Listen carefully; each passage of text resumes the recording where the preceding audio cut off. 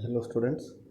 So in this session we will design a battened column. First we will study the criterias and the design procedure for the battened columns. Battened columns are nothing but the tie members only which we use for compression members as in case of lacing, but in lacing we will be using the inclined tie members, but in case of battened columns we will be using the horizontal tie members as shown in the figure. Okay, these are called as battens which are tying horizontally the compression members and which are decreasing the radius of gyration value of the compression member, making it of higher capacity, increasing the capacity of the compression member. Okay, so IS code specifies the following rules for batten columns. The same rules and the same criteria as you can check in IS 800. Okay, it is the continued section of lacing. Batten plates should be provided symmetrically. At both ends batten plates should be provided. At both the ends it shall be provided. The number of battens should be such that the member is divided into not less than 3 bays as far as possible. They should be spaced and proportioned uniformly throughout. Okay, here you can check two battens are provided throughout the length of the compression member here. So you should place the number of battens such that the distance c, check here the distance c. Okay, you should place the number of battens such that, okay, it shall be divided into only 3 bays. Okay, not more than 3 bays. So for columns you cannot provide more number of battens which divides it into more than 3 parts. Battens shall be plates, angles, channels or eye sections, and their ends shall be riveted, bolted or welded to the main compression member. So the elements which we can use for battens are plates, angles, channels, etc. Okay, the elements which we can use for lacing are flat steel plates, angles and channels. There we cannot use eye sections at all. Battens shall be plates, angles, channels or eye sections, whichever are specified in the problem. By providing battens, distance between the members of the columns is maintained, that the radius of gyration ryy is greater than or equal to rzz. The spacing shall be calculated same as in case of design of lacings. The effective slenderness ratio of batten columns shall be taken as 1.1 times the maximum actual slenderness ratio of the column to account for shear deformation. In case of lacing, we used to consider 1.05 times. Here, we have to consider 1.1 times. The vertical spacing, that is C.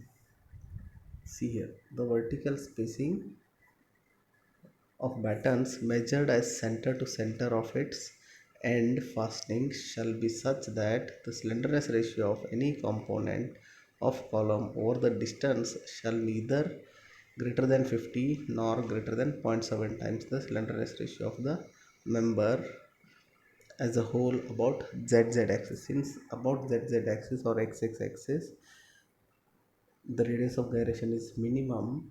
Okay, if I divide the compression members from batten to batten, the divided component of that compression member, if I calculate the slenderness ratio of that, it shall not become greater than 50.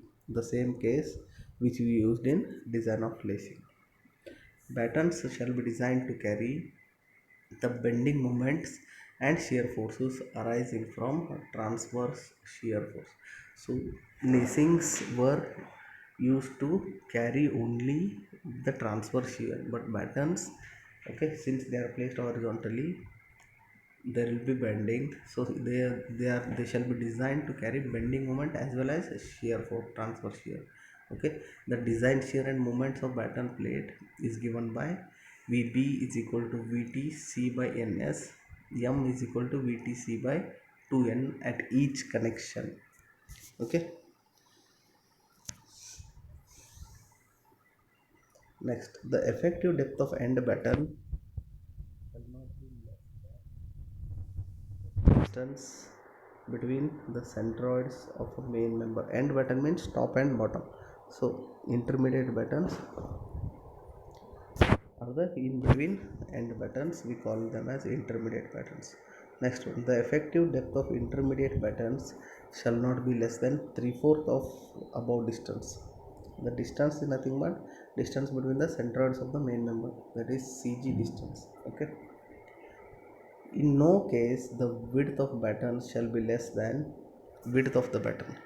Okay, from one member to other member, width of the batten shall be less than twice the width of one member in plane of the batten. It is to be noted that the effective depth of a batten shall be taken as the longitudinal distance between the outermost fastener.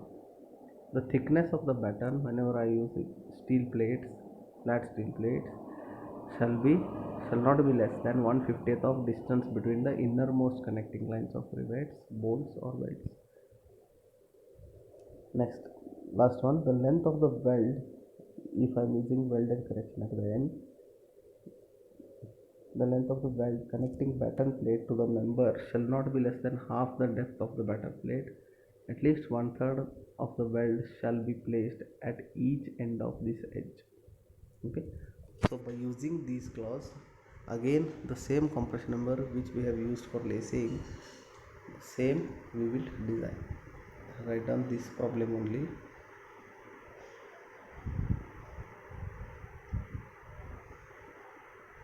Design a built-up column consisting of two channels placed toe to toe.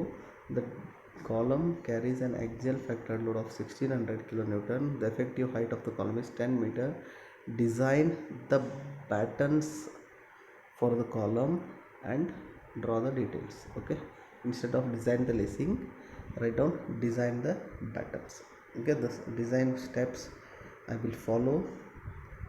Okay, the design steps involved in the batten column, I will follow them and will solve the problem. Okay, the same problem is homework for you.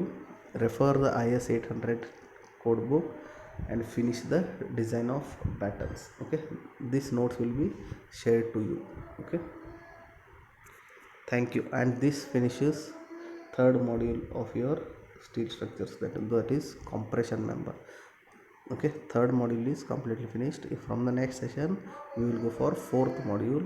In that we will design the basis for compression member, what we call them as column basis. Okay, we will design the column base from next session, that is fourth module.